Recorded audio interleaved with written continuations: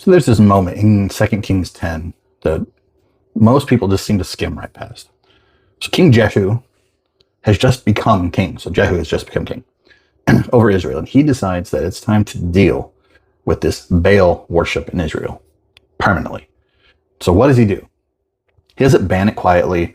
He doesn't go and just tear down a single altar. No, what he does is he gets every single worshiper of Baal into one building. Basically, he tells them he's going to serve Baal more than Ahab ever did, the prior.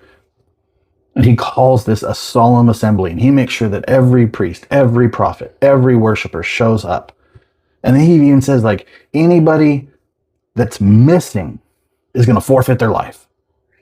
Right? And so he has this massive gathering, supposedly to worship Baal, shuts the doors, 80 armed men outside. And when the sacrifice to Baal is done, he gives the order, and not one of them walks out.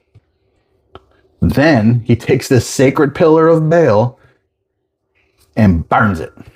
He tears down the whole temple, and then he turns the entire worship site into a public dump.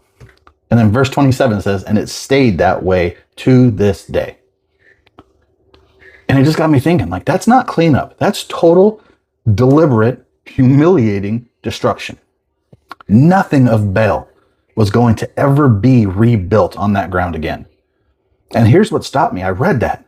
And then I read what Jesus says about how I'm supposed to relate to him, have this full satisfaction, full contentment, my joy, my peace, my happiness, all of it found in Jesus, not added to by something else.